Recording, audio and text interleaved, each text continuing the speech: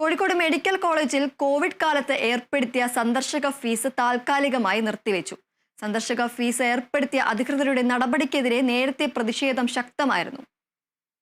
വിവരങ്ങളുമായി അഭിന ചേരുന്നു. അഭിന, എന്തൊക്കെയാണ് വാർത്തയുടെ കൂടുതൽ വിശദാംശങ്ങൾ?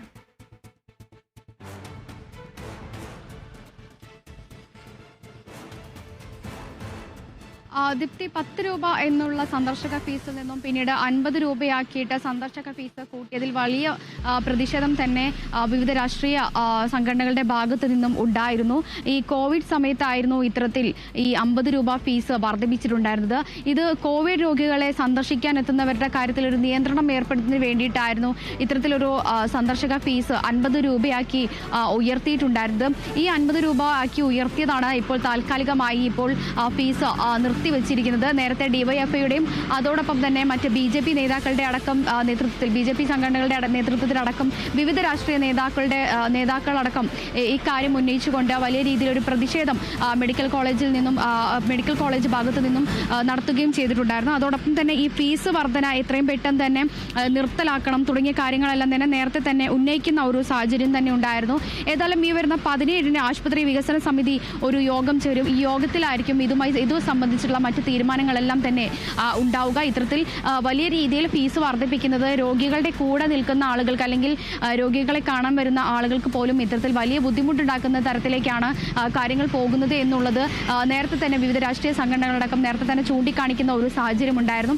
ഇതെല്ലാം കണക്കിലെടുത്തുകൊണ്ടാണ് ഈ 17-ന് ഇത്തരത്തിലൊരു യോഗം, ആശുപത്രി വികസന സമിതി യോഗം ചേരുന്നത്. ഈ യോഗത്തിലായിരിക്കും ഇക്കാര്യങ്ങളെല്ലാം തന്നെ തീരുമാനിക്കുക.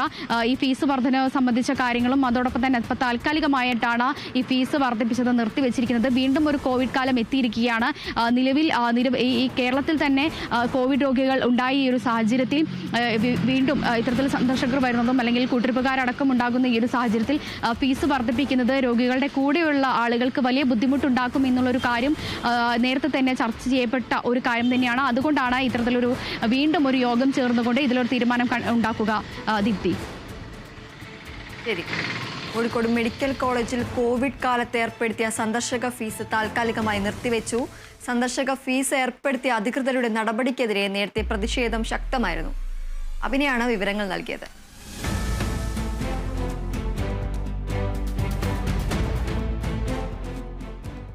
ഇടുക്കി അടിമാലിയിൽ ക്യാൻസർ രോഗിയെ കെട്ടിയിട്ട് പണം കവർന്ന കേസിൽ പ്രതിയുടെ രേഖാചിത്രം തയ്യാറാക്കും. ഉഷയുടെ മൊഴിയുടെ അടിസ്ഥാനത്തിലാണ് പോലീസ് പ്രതിയുടെ രേഖാചിത്രം തയ്യാറാക്കുക. ഒരാൾ വീട്ടിൽ വന്ന് സാമ്പത്തിക കാര്യങ്ങൾ അന്വേഷിച്ചെന്ന് ഉഷ പറഞ്ഞിരുന്നു. സംഭവത്തിൽ അയൽവാസികളുടെയും ബന്ധുക്കളുടെയും ഫോൺ വിവരങ്ങളും പോലീസ് ശേഖരിക്കും. ഇടുക്കി അടിമാലിയിൽ ക്യാൻസർ രോഗിയെ കെട്ടിയിട്ട് പണം കവർന്ന കേസിൽ പ്രതിയുടെ രേഖാചിത്രം തയ്യാറാക്കും. ഉഷയുടെ മൊഴിയുടെ അടിസ്ഥാനത്തിലാണ് പോലീസ് പ്രതിയുടെ രേഖാചിത്രം തയ്യാറാക്കുക. ഒരാൾ വീട്ടിൽ വന്ന് സാമ്പത്തിക കാര്യങ്ങൾ അന്വേഷിച്ചെന്ന് ഉഷ പറഞ്ഞിരുന്നു. സംഭവത്തിൽ അയൽവാസികളുടെയും ബന്ധുക്കളുടെയും ഫോൺ വിവരങ്ങളും പോലീസ് ശേഖരിക്കും.